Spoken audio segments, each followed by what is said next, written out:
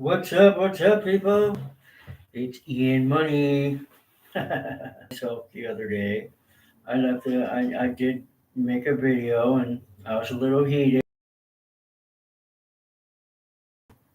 I probably could have used a little bit more discernment before I said that. Maybe rephrase some things. But all in all, that is the way I feel about it.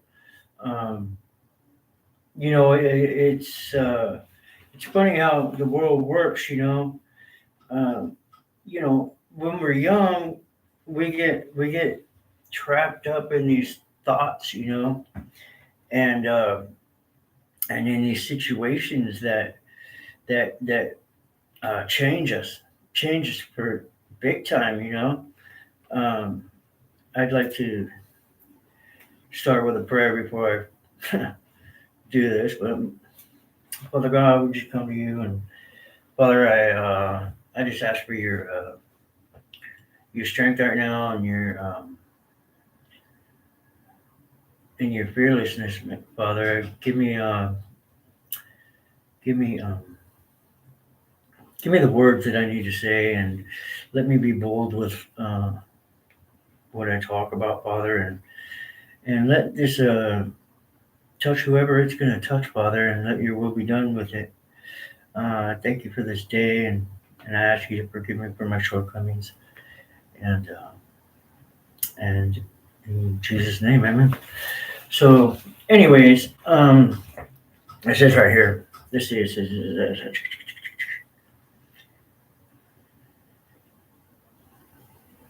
says. O Lord, you have searched me and known me.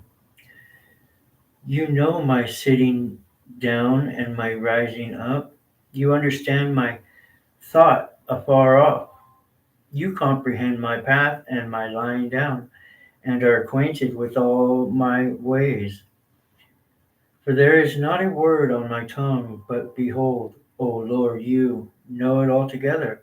You have hedged me behind and before, and laid your hand upon me. Such knowledge is too wonderful for me.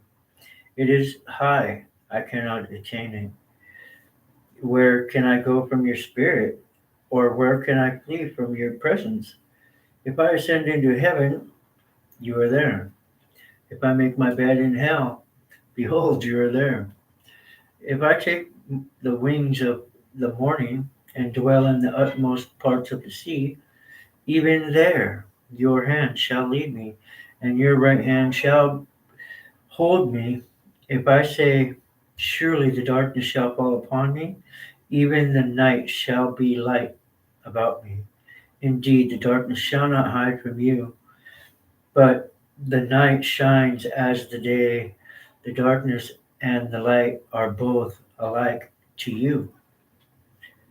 For you formed my inner parts, you covered me in my mother's womb. I praise you, for I am fearfully and wonderfully made. Marvelous are your works, and that my soul knows very well. My frame was not hidden from you. When I was made in secret, I was skillfully wrought in the lowest parts of the earth. Your eyes saw my substance being yet not unformed, and in your book they all were written. The days fashioned for me when as yet there were none of them. How precious are your thoughts to me, O God! How great is the sum of them! If I should count them, they would be more in the number than the sand. When I awake, I am still with you. Oh, that you shall slay the wicked, O God. Depart from me, therefore, you bloodthirsty men. For they speak against you wickedly. Your enemies take your name in vain. Do I not hate them, O Lord? Who hate you? Oh, do I loathe those who rise up against you? I hate them with perfect hatred. I count them on my enemies. Search me, O God, know my heart. Try me and know my anxieties, and see if there is any wicked way in me, and lead me in the way everlasting. Well, that's pretty cool. I mean, that just means that, Pops knows us, you know what I mean? And no matter what, he's always got our back, you know? And, a lot of people would say, oh, well, that's old thinking, the Bible or whatever. And I don't believe that. I mean, I didn't even get to know the Lord until I was 27 years old. I didn't get saved until I was 32. I think Jesus started his ministry when he was 32. I was kind of happy that I was on the same like path. But up until I was 27, a lot of things happened. You know, I had well, first of all, one of the first things that ever came out of my mouth was, "Don't laugh at me." I think my aunt and uncle and all them were. I used to run around and do the Elvis, slide around on my knees and make everybody laugh, but I didn't like it. You know, yeah, I didn't say anything, but don't make, don't laugh at me, and that's kind of sad. But then I went on to, be this little kid. My dad and my mom weren't married when I was born, so I took my mom's name.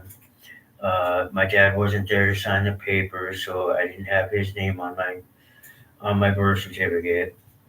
My dad actually, from what I understand, he didn't even really think that I was his kid.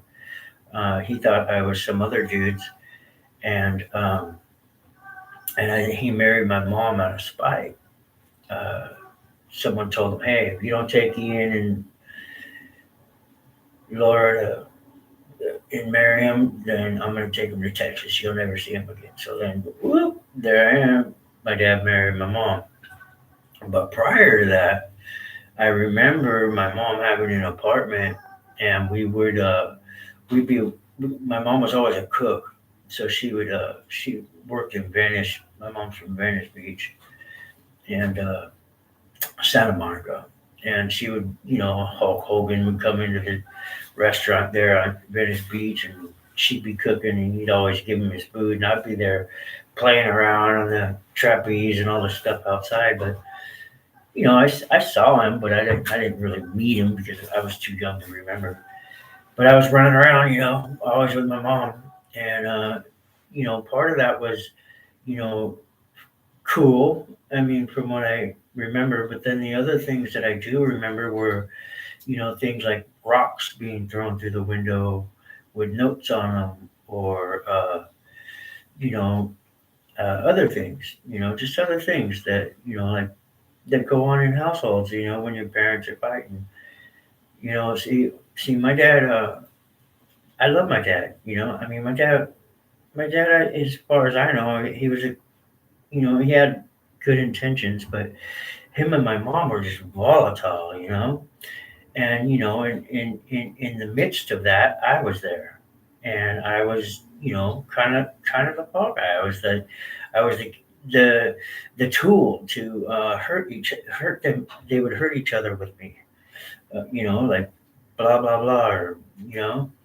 My dad would whoop me, and he would, whoop me pretty good just to, hurt my mom. And I don't know where that came from. I don't know why that was, but it just went on to everyday things. I would just get spanked a little too hard, and I yeah, just little things like okay, so my mom, um, when I was young. I was, playing down the street with some kid, and yeah, I was hanging out at his house, and I was molested by some, Mexican guys, and from the neighbors down the street, and my mom never told anybody, So I think part of part of that happened was made me feel like I wasn't worth it, you know And after that, I was kind of, you know,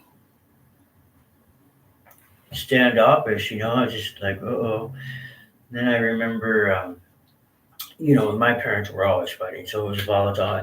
My mom would run over to her aunt, I would be staying at my aunt's for, you know, the school year because she was hiding me from my dad or whatever, I mean, just all kinds of stuff like that. And I remember at one point, second grade, I've never stayed in one school more than a year, actually, maybe 2 years. Um, but yeah, I remember one time my mom came and got me from school, and my dad had went and came home. I guess he had some chicken in the car. He had a dump truck for work, and my cousin and my mom were in their car. My dad smashed into the side of the car. He's trying to flip it over or whatever, and you know, uh, kill him basically, I guess. So my mom picked me up from school with my cousin and me and my brother, and then from there we just we took off and stayed with some other lady. And I remember, because my mom was, basically a drug addict. I mean, she always, she was a cook, so it was easily available. So, but my dad was the type where he would, he didn't want to get his hands dirty, so he would, he liked to play, but he didn't want to do any of the work. He didn't want to get it look bad, and that's probably the precipice of everything that they went through. Uh, Granted, my mom was married before my dad. She had two children that I still to this day have never met. They're older than me, a brother and a sister, I guess. Um, and my mom couldn't find them or whatever. My mom, she had been shot in the face by her first husband, and her jaw was shattered. She had it wired shut and stuff. So my mom had bad teeth all her life, but she was still a fun-loving woman. I love my mom. There was nothing that I could say about my mom. I mean, except sometimes she could be embarrassing, but it's all good. I mean, I still love her. I never was embarrassed of her, but yeah, I guess I would be a little bit embarrassed, but yeah, she picked me up from school with my cousin, and we ended up going staying with some other lady. Um, and I remember my mom getting drunk, and she would be having the radio blasting, and she'd be all crying, and just things like that just happen all the time. Yeah, blah blah blah. Yeah, just all kinds of adult stuff. You know what I mean? That just didn't apply. We had a dog at the time, and then we were gone for I don't know. I think it was maybe the rest of the year. I don't know. Then I guess my dad begged my mom not to press charges. Boom, we got out, and then and then she they were going to get back together, and we were all supposed to go to Elsinore and start a new life. And so one day we're driving in a van, and my mom was driving me, my dad, my brother in the back of the van. Well, Dodge made a jacked up van at the time, and they had these two windows in the very back, but the tailpipe was in the back too. So, to say the least, my mom was driving, and it was dark, it was late, it was on Highway 5, and I remember waking up to the van swerving, and and we almost died in a car wreck because of carbon monoxide poisoning. I remember getting to the hotel in Lake Elsinore, and I was just like, me and my brother were totally sick, man, and yeah, that was pretty bad. Um, yeah, there's been a few things like my dad would my dad, I would eat these apricots off the tree, right? My dad was all, "Don't eat those apricots." I was a little guy, dude, riding my big wheel around, and and he's like, he said, "Don't do that." And I would always eat them, even if they were like a little bit green. And he came out with a paddle, right? He was gonna smack me, but my dog didn't want that, dude. He was like, "No, that's Ian." And he went to jump with my dad. So, to say the least, we got rid of the dog, I guess. Um, but I always grew up kind of in that. It was just, I don't know if it was normal or not. It's just the way I guess it was. I mean, I didn't know any better, and so I guess I would remember I failed first grade. I was angry little kid. And I was an angry little kid. I went to counseling. Yeah, some guy, I don't know what happened, but I cracked him with my lunchbox, broke it. Yeah, I got suspended. Uh, yeah, I had to redo first grade. And then, from there, I never stayed in the school. I was always, moving on to the next city, next city. We ended up in Mojave, and that's where the car wreck was. Um, and then I remember I would stay months and summers every summer with my grandma in on their property in Mojave, and it was pretty cool over there. I mean, I used to just run around. My grandma would make me read Dick and Jane. She's always like, "Oh, you gotta read, learn how to read." So I was a pretty good reader. Reading and comprehension were pretty good for me. My great grandma and my great grandpa were there. I remember, I remember one Thanksgiving, man. those whipped cream things. Well, I had this thing and I stuck it on my finger, right? I stuck it in. You can only pull it one way, right? And yeah, I got that stuck on there, so I had to cut that off. And it wasn't too long. I think it was the next week or next couple of days, man. I got a horseshoe to my head. Ding, lit me up. Um, yeah, some just things like that. I remember. I don't know. It was weird, dude. My grandma. I don't know, dude. I remember fucking my grandma. She'd be sitting there with a ice water, right? And me and my brother would jump on the bed, and she didn't like that. So then she'd make us crawl around in circles in our underwear, and just whack us on the ass with the ice water. I'm like, I was a little kid. I didn't know any better. I didn't think there was anything wrong. But yeah, um, yeah, I swallowed a nail, like a 16 penny nail. I had the X-rays, but that's besides the point. Yeah, I was in there, and the head was down, and the point was up, and doctors all, well, but if he passes it, he passes it. But if he doesn't pass it, we'll have to go in and get it. And I was in the toilet flushing. My mom never found that nail. Who knows? It could be in there. I don't know. I doubt it. I think I passed it. Um, Maybe I blacked it out. I don't know. What else? Oh yeah,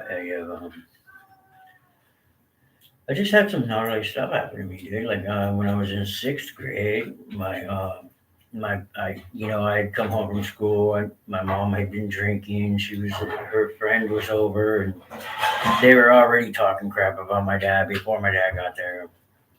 And I just said, hey, can I go stay at my friend's house? And she said, yeah, but as long as your brother can stay over at his friend's house too. All right, cool. So I arranged that, and I went over to my buddy's house. His mom, he had two sisters, and they were cool. And I remember I had the hots for this one, his older sister, and she would let us drink one beer, after the paper route. So we did the paper route, but his paper route was like my house. He delivered to my house. So I went around my house. I was on a corner. And I did my house. No big deal. Went around the block. And then we had to go. around the other side, and there's another block right here. Well, as you come down the street, you could see my house in the corner, and I remember going, "Hey, is there is my dad playing my Nintendo or something?" Because there was all kinds of red in the window, and I finished putting the paper on the door, and I'm like, and I thought to myself, "Oh no, that's a fire!" So I ran down the street, and I'm banging on the door, and my my dad's like, I don't know, he's like pretending he's asleep in the bed in the living room or something. He's all, "What are you doing? Knocking on the door at 2 o'clock?" I'm all, "Dude, there's a fire." And the flames were just raging in the master bedroom. Just, and I'm like, "Dude, the house is on fire, bro." And I could hear my mom, "Help me, help me." It was loud, dude. She was screaming. I could hear the embers. And he goes, "Shit, get the hose." So I grab the hose, turn it on. We run back down the hallway, and he's holding it, and he's all, "Hey, get down low and see if you can tell where your mom is." And I'm like, "Okay." So I went in there, and I could say, "Oh, she's in the bathroom." So my dad, he goes, "Here, hold the hose." And he goes in there and he grabs her and he drags her out. She's half naked, and crying and screaming, and then and I was just mad, dude, because my friend's outside, and I knew I foresaw this whole thing happening because you know and then after that, I guess my mom, she went to jail for arson in that fire, but she swears to this day that my dad tried to kill her or whatever, and I don't know the truth to that, but later on I tried to ask my dad questions about it. It wasn't that wasn't a good thing. Um, Besides that, I just remember just not feeling worthy, like I was a little bit less than. But I always had, like, even when I was a kid, I kind of had in the back of my mind, I felt like God was watching me. God was watching because my grandma, she baptized me in the bathtub, and we went to catechism and stuff. But I didn't know anything about God. I just went to school because of the family, because they made me, because basically they didn't want to watch me. And yeah, I remember, my mom, we'd be going to, we lived in San Fernando Valley and grew up there by Circus of the Stars. And I went to school and stuff, and it was pretty cool. Um, but, my life wasn't normal. I mean, my parents, after that fire, my mom's all, your dad should have left me in there to die. And then she goes, well, she got out of jail, and then she goes, oh, I'm gonna take a job offer in Arizona. So I didn't see her for 6 years after that. Boop, gone. So it was me and my dad and my brother, and then after my mom was gone, it was a little different between us because it was just me, my dad, and my brother. My dad was relying on my older cousins at the time to help him out. So he would take me over there, but I was going to Lev Street, just a young kid running around the valley, dude, just like 8, 7, 6, 7, 8, 9, just doing dumb stuff, and I really didn't have a good upbringing. And then there came junior high. My dad, I guess, had finally, about 6 years later, I was in football, and my dad, I had taken my test for junior high, and to go to high school, you got to take these tests. Well, I guess I scored pretty good on the reading comprehension. They told me, okay, the one where they pick your scenario, visualize it, and then draw it down in detail. Well, I guess I did that pretty good. Well, they wanted me to go to the first medical high school built in LA in the last 50 years. My dad wanted me to go, but me and my dad didn't get along here. I mean, because every time he looked at me, I could see like this, it's kind of weird. And So I mean, I didn't want to go there, and I was starting football and stuff, and I was doing my own thing. I didn't, I wanted to go to play football. I didn't want to go to this, medical high school. I don't want to be a doctor. I didn't want to be a doctor. Um, um, so that me and my dad got a big old fight over that. Say the least, we got in a fist fight, and I took off. I took off over to my buddy Dave's, and I started living with him. Right after 11th grade, uh, beginning of 11th grade, started living over there. Well, actually, yeah, I lived over there in 11th grade, and then his dad, Kevin, he taught me air conditioning. Well, it took a year or so before he let me come to work. He just looked at me like a dumb kid, but I was always the one, that would be out there mowing lawns. I borrowed their lawnmower and I go mow lawns and make money. And pretty soon he saw me. He saw, that I, was willing to work. All right. And then, so, sooner or later, one morning he wakes me up. He's like, get up, you're going to work. And I'm like, all right, go. So then I started this whole thing on air conditioning. And went and worked on, up on Beverly Glen and where all the movie stars were and Malibu and all that stuff. And it was pretty cool. The president of Coca-Cola's house. Uh, yeah, dude, we worked on the Santa Monica Museum of Art. I learned how to do that, but it was kind of tough, dude, because I had, I was like, I didn't. There were times where I hated that job, but I stuck it out, and then it turned into a trade that I could actually, talk about today. But the whole point of this is just to let you guys get to know me a little bit better. You know, I There's a few more other things, like my mom and I, we sell drugs and all kinds of stuff, all kinds of stuff. My mom and I used together, and that wasn't cool. And then no, then there came the time when I was about 27 where I found myself homeless. I had been living in at a woman's house in San Diego. I was doing lawn aerations, and my dad calls me out of the blue, and he goes, "Hey, you're this girl called and said she might have a kid, and if you want to be part of his life, give me a call."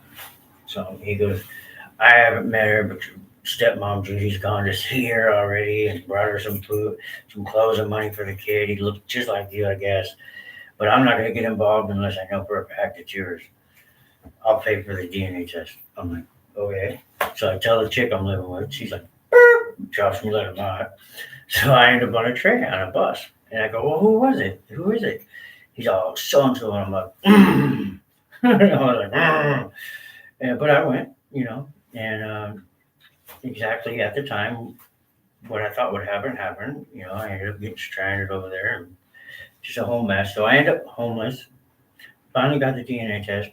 99.999. Yep, here's mine. But I didn't see him until after he was already out of the womb and already, a year old. And then on went the mission to track down Tanner. And I did that for so many years. I did that for a long time before I could even, I never even seen him. And then God's pretty funny because I got saved at that program. I met my son. Boom, boom. This is back when he was like barely born, 2 years. And then I graduate that discipleship program, Ventura County Rescue Mission, and I did the whole men's group thing, and I was sold out for Christ, driving kids to school, being detours, youth group leader, whatever, singing in church, on stage, and doing all that kind of good stuff. And I was sold out for God, and then I graduated, moved out into an apartment. That didn't last very long. That lasted me like I moved out with another guy. He was high in the first week. I was high the third week, and that was it, man. It was over with. Plus, it didn't help my girlfriend, my son, my girlfriend with my kid was right next door. messing with some other guy. So that was a whole drama. Call my brother, picks me up, I go up north. Now I'm like, okay, cool. Get a little breather. Now what am I gonna do? I'm drinking alcohol now, and I got my car, and it's like, yeah, I don't know what to do. So I end up here. I end up north, and I continued on the air conditioning. I did, I had a few good jobs, and I lost those because drinking too much at night and wrecked a couple cars, and I just started doing some stupid stuff, but then kind of kept it together. But when I was sold out for Christ, I remember I was like this dogmatic kind of thus says, you know, and then I met another girl. I was doing fine. I was living in a sober living place, blah blah blah, and I don't know, man. It's always the girls, and met this woman, and she had been, she had her own issues. She was adopted. She had a horrible life too. So we weren't even good for each other at all. But me and Mr. Codependent, you know, and we ended up staying together. And I was actually sober for 9 years. Yeah, 9 years, 7 years, 7 years. I was clean and sobers, doing the whole thing. I wasn't doing the church thing at the time, but I was still, clean. And the girl I was with, she usually scratched my face, all this stuff, and I was like, oh. And I kept on telling God, I gotta get out of this. I can't do this. I can't do this. And yeah, I don't know. I think this is enough for now. I mean, I feel weird. Anyways, that's a little bit about me, where I came from. Um, but I, in all of these things, I never blamed God. I mean, God doesn't owe me anything. God saved my life all kinds of times. Um, I got more stories for you later, but and that's why when I read this, it's like perfect for me because it says stuff like, "For you formed me, you formed my inner parts. You covered me in my mother's womb. I will praise you, for I am fearfully and wonderfully made. Marvelous are your works, and that my soul knows very well." Um, for a long time, I didn't. I realized that I had some anger at one point, right? And a lady that I was talking to about church, she was saying, "Hey, you might have some trauma. Let's go over it." And so she walked me through this, like I guess they call it a sozo. And what it is good for is you walk back through the situation, you put yourself back there, and mind you, this is when I'm running a crew of 8 guys and running a job of 300 houses and different plans, and I'm in there at the C train loading up materials, but she's talking to me, and I had to take a break. So I talked to her, and she goes, yeah, she may have me walk back through the situation of me being molested, and I come to find out because I had believed the lie of the enemy, thinking that God wasn't there for me. Why would He let this happen to me? Blah blah blah, and this is all things that she brought up, but I didn't even realize at the time. And what happened was I realized that God was there in that moment. He was there because when you do the sozo, you look back into the situation, you picture everybody who was there, and you really go look. And I realized that the enemy had told me, hey, God's not there for you. He's not. He doesn't care, and and why would He let you go through that? And I believed it for the longest time. And at that point, I realized no, God was there because parts of that I blacked out, and that that in itself was God's way of you know being there for me. He was there for me, and it could have been a lot worse. I could have been gone. Um, but yeah, and that's how the God works, you know. So sometimes bad things happen to innocent people and good people or bad people, you know. There's no, it happens, but He works it together for a reason. Like for that, for me, for you. Like, I mean, if you've gone through something like that, you know, don't blame God for it. You know, sooner or later it will all be revealed. It all comes up. You know, the truth is that God allows certain things to happen for His own reasons, and maybe it's for this moment right here. You know, where I get to tell my story and encourage someone to look to the Lord for your healing and not no one else. Like, because man will let you down every time, but God never does. He's never let me down. Uh, there's lots of situations in my life that you know, could have been turned out really bad, and maybe some other time I'll reveal more of those. But for now, I want to encourage you and let you know that you're not the only one that you know has gone through some things, and that you know, don't be scared to speak that out. You speak that out, and you take it takes the power away from the enemy. The enemy can make you feel bad, but when you say no, that's not the truth. That's a lie. You call it out into the open, and and the truth casts out all lies. You know, and that's just how it works. You know, you gotta say no. You're the liar. I'm not the liar. You're the liar. You're the one who put those stupid things in my head. And God says I'm perfect, you know, and Jesus made that a fact, you know, and that's you know that's just what I've learned, and you know I've been around for a little bit. I've gone through a lot of stuff, you know, and if I were to go into it all, it'd take me 3 hours, you know, itemize all that stuff. But I am writing a book. I do plan on writing a book. Um, it's going to be called The Secret Garden, and we'll see. We'll see how it goes. But thank you, and I guess maybe you'll see it later. All right, I'll talk to you guys. Bye.